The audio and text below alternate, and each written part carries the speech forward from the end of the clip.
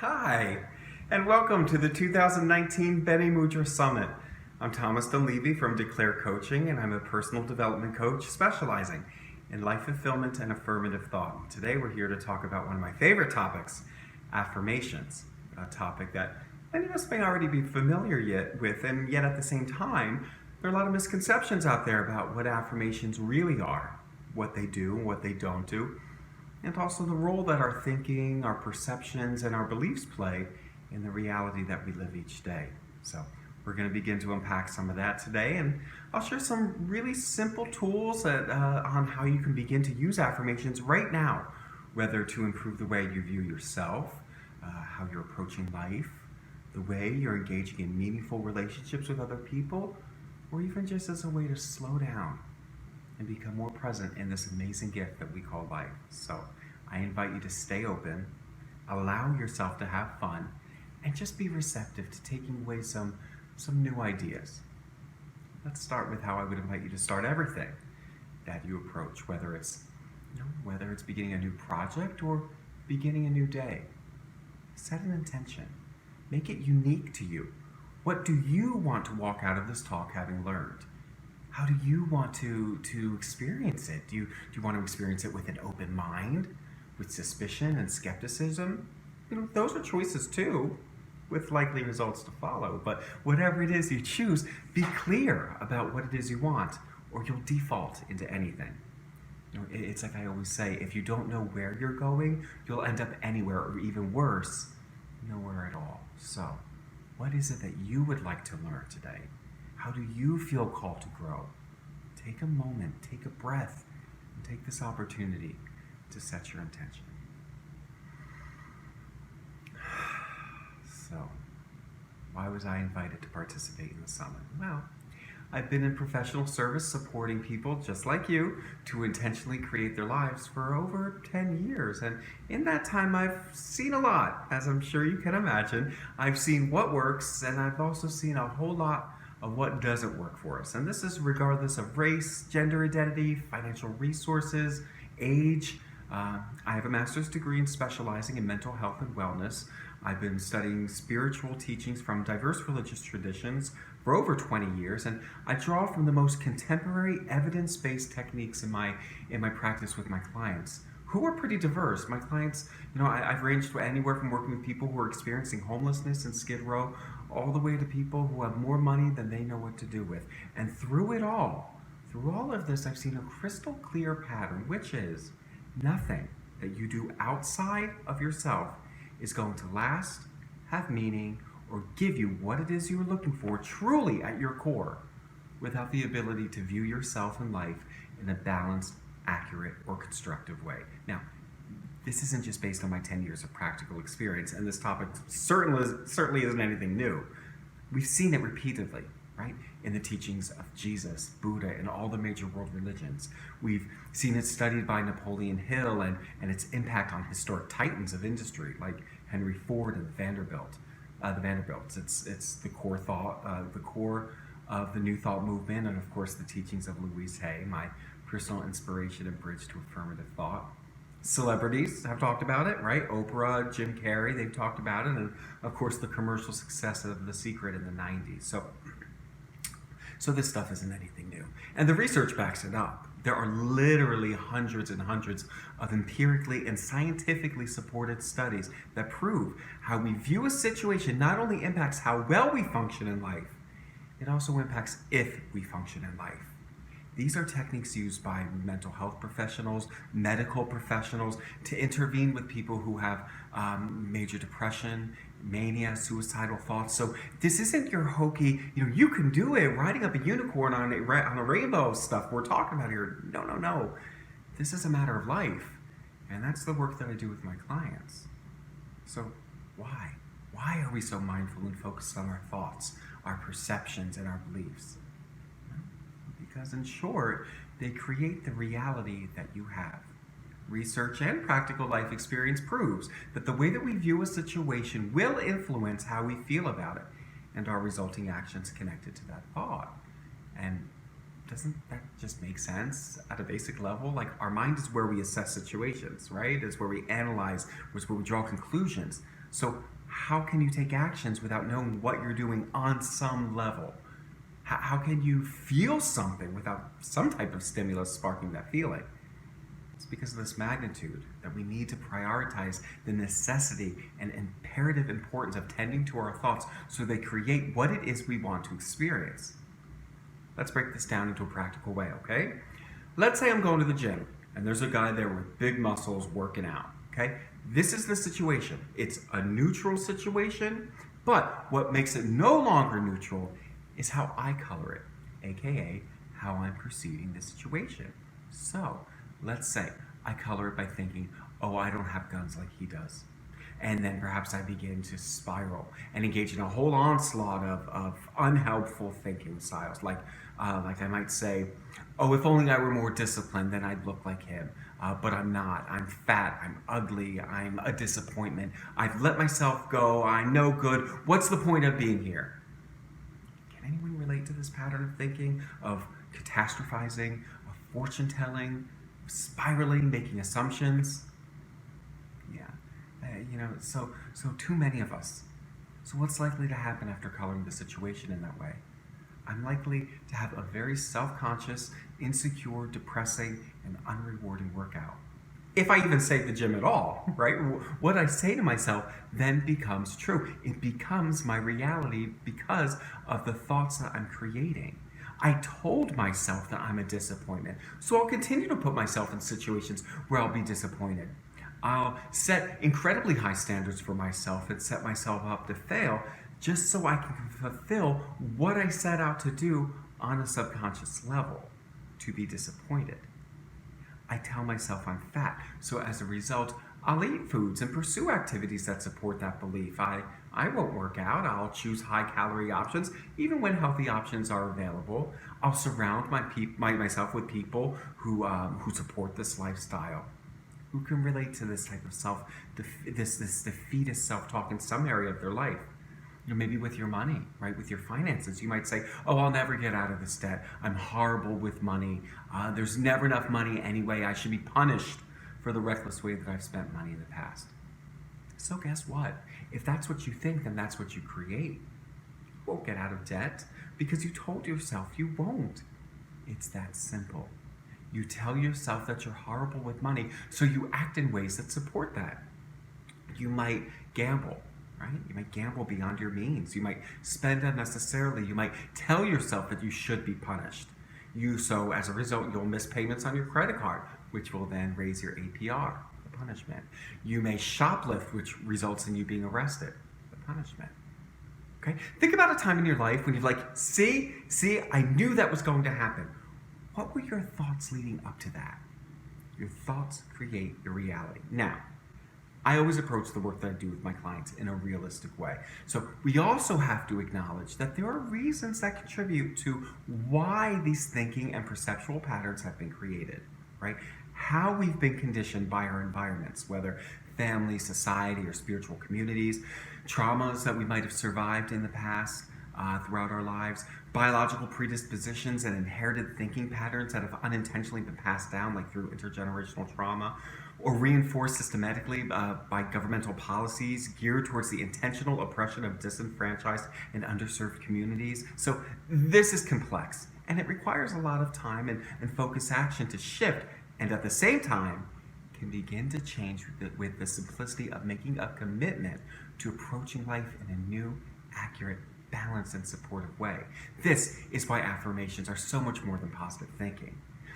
An affirmation is a statement of truth, traditionally used to make us feel better, right? Hence the whole positive thought component of what most of us believe that affirmations are. But I encourage you to look at the term positive as something that you are adding to your life, as opposed to negative, which is something being taken away. And I feel that this is important because there are certain situations that happen in our life that don't feel great, that don't feel wonderful, that don't feel amazing, that they are hard, they do hurt, they can be heartbreaking. So using an affirmation is not about self-deception, but using an affirmation in the midst of this challenge, which happens in life, there's something that I can add to this situation to help, right? It's behaviorally, right? Like allowing yourself to take time to rest, or surrounding yourself with comforting people, or maybe mentally, like assessing the accuracy of how you're perceiving a situation and yourself. So this is why it's imperative to be mindful of what we say, what we think, how we perceive situations, because it puts those beliefs into play. It attracts people, places, circumstances, opportunities that support those beliefs. Now, you're not helpless. Though, I understand it many times it may feel that way. But every day we're faced with choices. This is the reality of life, and it's no different with your thoughts. You're faced with a very real choice of how to think, and it is a choice. Your thoughts and actions are the only thing that you will ever be able to control in your life. So what are you choosing to create? For me, I choose a million times a day to create the reality that I want to experience, and an accurate, balanced, supportive affirmation helps with that. Affirmations open up the door, right, to this awareness of your higher consciousness, to God, the universe, your subconscious, whatever you want to call it, right? But affirmations open up the door and allow us to say, I am taking responsibility for my life and for my actions. I am a co-creator in this experience. I am powerful, and I shape this moment. So choose words that create something new in your life and are in alignment with what it is that you truly want. Partner with a professional who knows how to guide you to explore your thoughts so you can eliminate self-hatred, defeatist, limiting thoughts, and replace them with words of love, freedom, and abundance, and the beliefs that support them. Now, it may take some time for it to sink in, but as Louise Hay so beautifully reminded us, if you give the positive thoughts as much power as you charge the negative ones with, you'll be amazed at how quickly you see results. When I first started doing affirmations, I literally said my affirmations 1,000 times a day. Starting with, I love and approve of myself. I would say it to the train while I was walking to work, with anything that I was doing, I was always doing it over and over and over again. And many of us see results from our affirmations right away. We might feel instantly centered, calm, confident. It all just really depends on the level of energy that we place into it, right? And how committed we are to subscribing to the affirmation.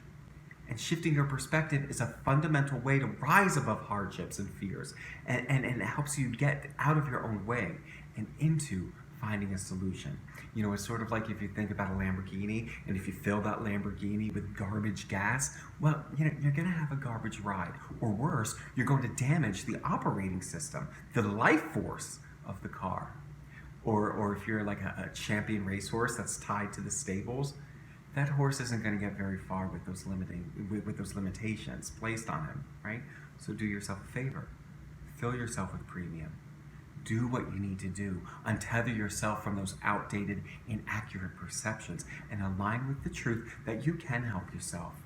You are worth taking care of, and that you have everything you need inside you to experience this life in the best way possible. And it begins with one thought at a time. So some tips. When you're doing affirmations, these supportive statements of truth, always put them in the present tense, because the present moment is not only the only moment that we have and that there is, but if you use a future tense, then it'll always stay in the future, and it might reinforce procrastination tendencies. So, for example, if instead of saying, I will be okay, try saying, I am okay, and here's the evidence that supports it, right? Here's the evidence that confirms that I'm okay.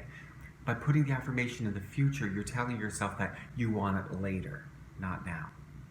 Is that true? And it may be, but now that you're aware of it, you can look into it more deeply, and you can see what can be learned from it.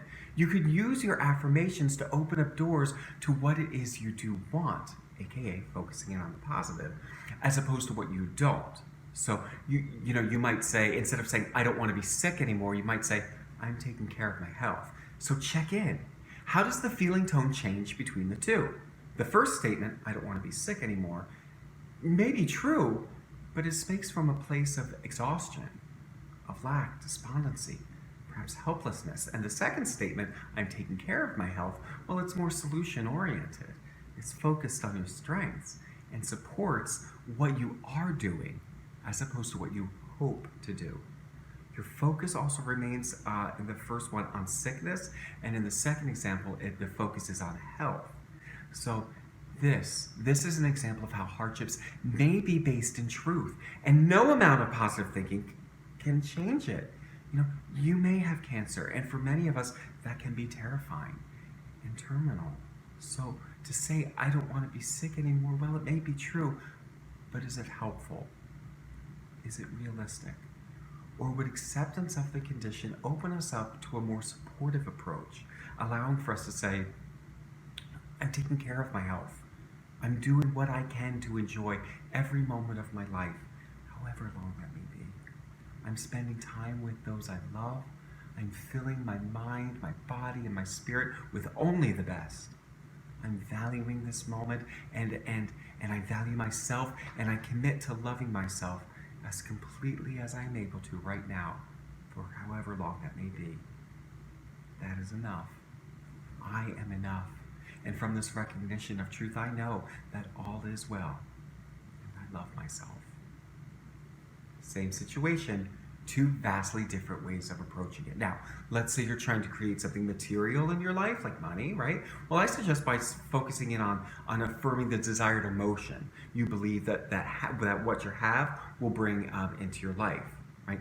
Like for me, I love nice cars. I love a nice hardtop Mercedes, leather interior, 0 to 60 in less than 4 seconds. Yeah, that's for me, right? But what is it that I really want? Did you notice how my energy raised as I was in that vision? That's really what I want, right? I want the feeling of freedom, of excitement, of celebration, pride, success, joy, ease. And all of that is possible without dropping $125K on a car. And actually is what lays the foundation for that car to come into being. Another tip, keep your affirmations as decrees instead of petitions. Instead of saying, please help me to be strong, which is basically a way of affirming that you are not strong, affirm, I am strong, and then list the evidence to support that truth. For example, I'm taking care of myself by facing my fears head on. I ask for help when I need it. I tend to my pain with love, patience, and understanding. I have a demonstrated pattern of being courageous in previously challenging situations. So yes, I am strong. Do you feel the difference? Right? So one asks for change to happen, where decrees make it happen. It's a subtle but very potent vibrational shift. So these are just a few of my thoughts on affirmations and how it's so much more than positive thinking. Affirmations, they're like our friends, right? That are always unconditionally there to support you, to cheer you on, to boost you, to love you. But the choice is yours on how you use them. And it is that simple. So going forward, if you feel that you're ready to take your life to the next level, to make those dreams a reality, to learn practical skills that enhance relationships, your career, your life, well then it would be my honor to partner with you to make that happen. I can be reached through Bene Mudra, benemudra.com, through my website, declarecoaching.com, or via email, info@declarecoaching.com. So let's close by declaring the following truth. That there's an energy so pure, so dynamic, and so vibrant that lives inside of each of us. It is a constant and steadfast source that is a blessing, and is the place inside of us that only knows our highest good. And only love radiates from this source. We are one with this source now and always, and yes, we live within the flow of the support. It's the foundation of our confidence and our divine right. And to be one with all that is good is our greatest liberation. Knowing that our alignment with joy is constantly there. And should we forget this truth, we simply breathe and align again. As we enter into this next moment and this next moment to live and love again, we truly allow ourselves to feel, to grow, to heal, and to love. And we accept ourselves where we are, just as we are, and know that we are so very safe to shed whatever it is that no longer serves us. For we release the need to fear. We let go of doubt. We drop the anger, and we reject any and all energy that holds us back from being our most optimized self today. We are one with and part of the perfect system that governs nature and life and love. Outdated thoughts of lack are released, and we reveal our true, authentic state of peace, abundance, and power. We are power. We are whole. We are complete just as we are. How grateful we are to know this truth. This appreciation washes over us and through us in every way. We literally feel our bodies vibrate with thanksgiving. How blessed we are to be this blessed, and to know that it is so. To know that our words carry such weight that we can heal, we can create, and we can live by choosing a new word, one word at a time. So with a passionate heart, we release these words into law, knowing that as we say it, it is done. All is well, and so are we. So it is. So out there, thank you. Thank you for joining me at the 2019 Bene Mudra Summit. And from my heart to yours, I wish you a beautiful day, using just one word at a time. I'm Thomas Dunleavy, and thanks again.